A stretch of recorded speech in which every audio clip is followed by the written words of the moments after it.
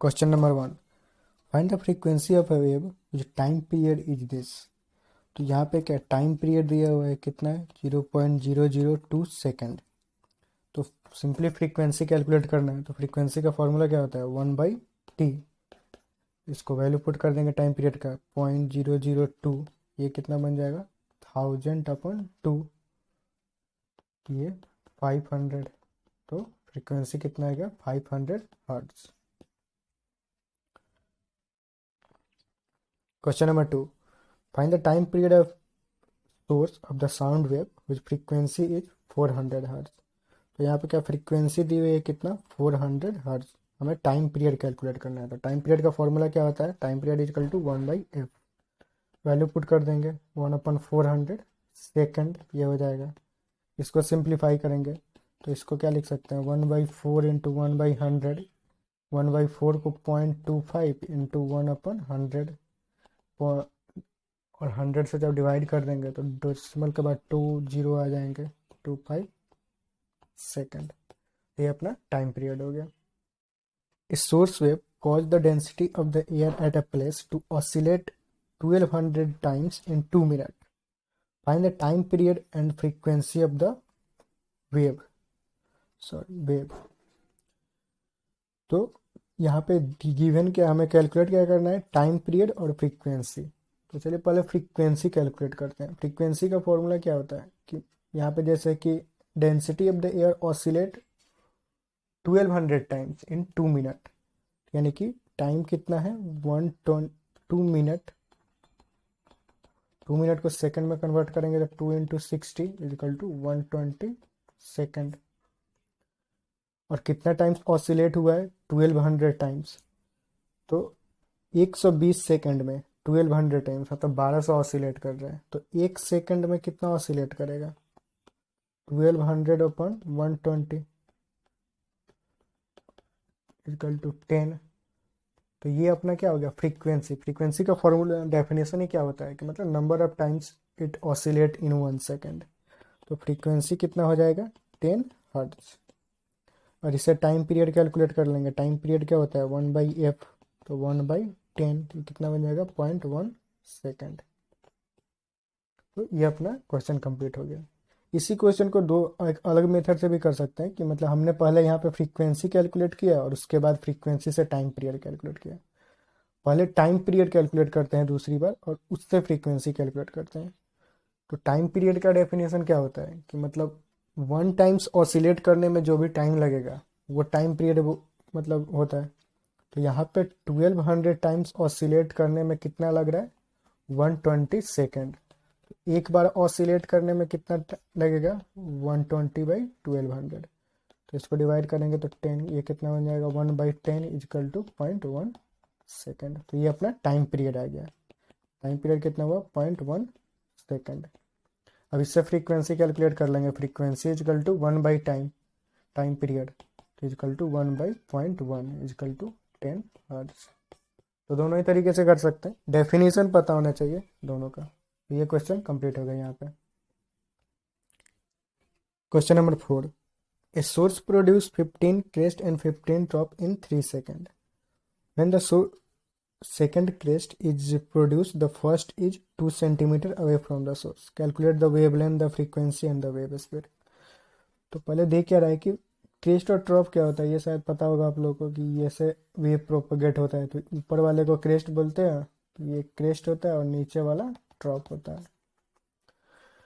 तो दे रहा है कि 15 crest and 15 drops in 3 second, यानी कि 3 सेकेंड में ऑसिलेट कितना बार कर रहा है 15 बार। यानी कि 3 सेकेंड में कितना बार ऑसिलेट किया 15 टाइम्स। एक क्रेस्ट एक ड्रॉप जो होता है, एक पूरा 1 ऑसिलेशन कंप्लीट हो जाता है उतना में। तो 1 सेकेंड में कितना बार ऑसिलेट करेगा 15/3 टाइम्स। तो ये कितना बन जाएगा 5 टाइम्स।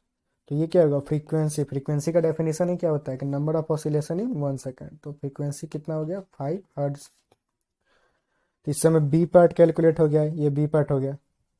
ए पार्ट के लिए एक इन्फॉर्मेशन दे रखा है कि when the second crest is produced the first is 2 centimetre away from the source. इसका मतलब क्या हुआ कि let's say this is a source, यहाँ पे सोर्स है सपोज, और ये प्रोड्यूस हो रहा है इस तरह से, इस तरह से, इस तरह से। ये फर्स्ट क्रेस्ट हुआ और ये सेकंड क्रेस्ट हुआ। तो ये बोल रहा है कि when the second crest produce, मतलब ये वाला पार्ट जब यहाँ पे था, यानी कि फिगर कुछ ऐसा होगा कि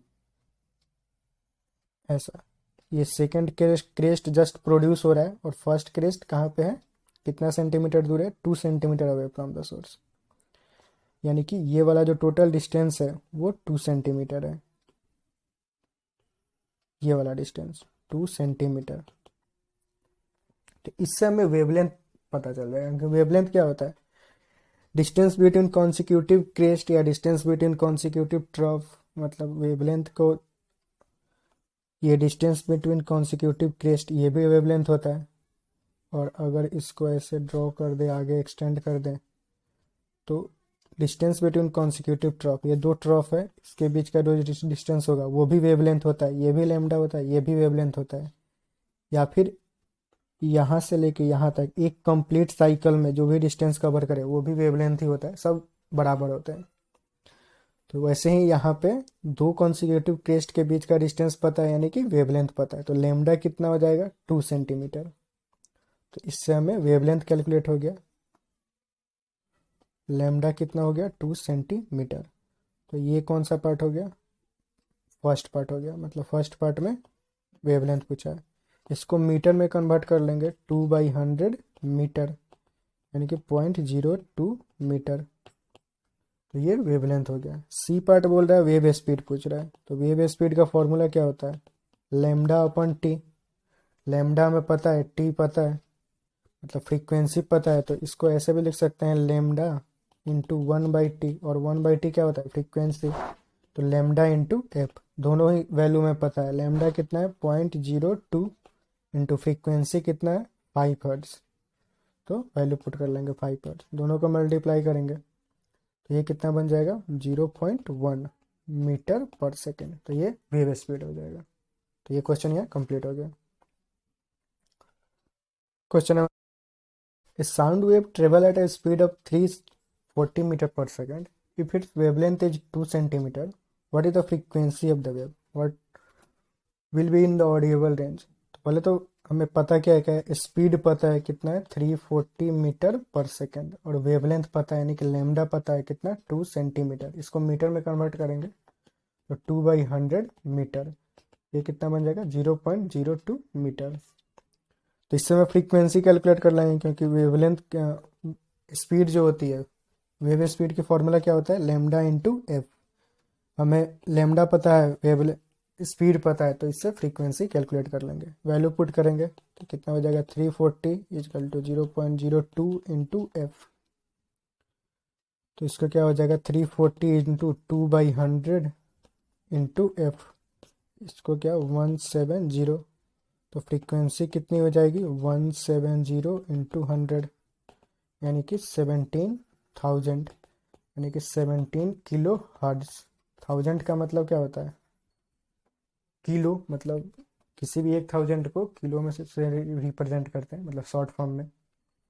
तो ये फ्रीक्वेंसी कितना हो गया, 17 किलो हर्ट्ज। अब दूसरा क्वेश्चन पूछ रहा है कि will be in the audible range. तो ऑडिएबल रेंज क्या होता है, ये हमें पता होना चाहिए। ऑडिएबल रेंज जो होता है 20 हर्ट्ज टू 20 किलो हर्ट्ज, मतलब 20 से 20,000 हर्ट्ज के बीच में होगा कोई भी फ्रीक्वेंसी, तो वो ऑडिएबल रेंज में। तो ये 17 किलो हर्ट्ज है, तो ये इसके रेंज में ही है, मतलब 20 to 20 किलो हर्ट्ज के बीच में ही है। तो ये yes, this is in audible range. ये क्वेश्चन यार कंप्लीट हो गया। Question number 6, given that sound travel in air at 340 meter per second. Find the wavelength of the wave in air produced by 20 kilohertz source sound.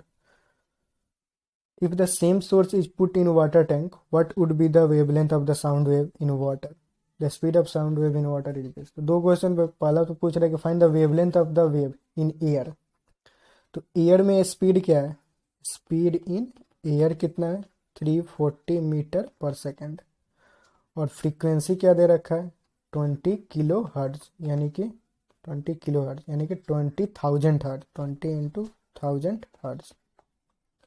तो इससे हमें wavelength मिल जाएगा, क्योंकि formula में जानते हैं कि वेव स्पीड इजकल टू क्या होता है, फ्रीक्वेंसी इंटू वेवलेंथ। तो हमें वेव स्पीड पता है, फ्रीक्वेंसी पता है, तो वेवलेंथ कैलकुलेट कर लेंगे। तो लैम्डा क्या हो जाएगा, speed in year upon frequency. Speed in year कितना दे रखा है, 340 अपन फ्रीक्वेंसी कितना है 20 इंटू 1000। इसको कैंसिल करेंगे तो ये 17 टाइम्स में जाएगा, यानी कि 17 इंटू 10⁻³ मीटर, यानी कि 17 मिलीमीटर। तो ये अपना वेवलेंथ इन ईयर, ये लेमडा इन ईयर आ गया। अब दूसरा क्वेश्चन पूछ रहा है कि if the same source is put in water tank. तो हमेशा ध्यान रखें कि जब भी source put in water tank का मतलब क्या है कि जो फ्रीक्वेंसी होता है वो हमेशा सोर्स डिपेंडेंट होता है। मतलब फ्रीक्वेंसी सोर्स पर डिपेंड करता है कि कौन सा सोर्स उस फ्रीक्वेंसी को प्रोड्यूस कर रहा है। तो यहाँ पे जो फ्रीक्वेंसी था, जो सोर्स था, उसकी फ्रीक्वेंसी कितनी थी ईयर में, 20 किलो हर्ट्ज। उसकी फ्रीक्वेंसी वाटर में भी उतना ही होगा, क्योंकि वही सोर्स वाटर में पुट किया गया है, तो फ्रीक्वेंसी भी उसका वही होगा वाटर में भी।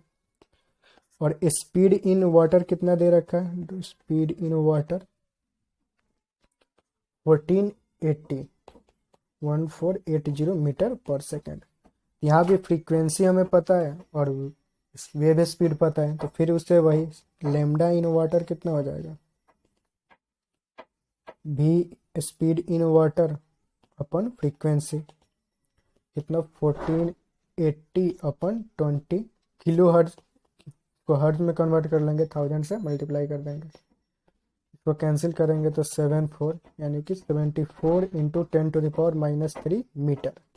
ये अपना वेवलेंथ इन मीटर आ गया। इसको ऐसे भी लिख सकते हैं 74 मिलीमीटर। तो ये अपना फाइनल आंसर हो गया दोनों पार्ट का।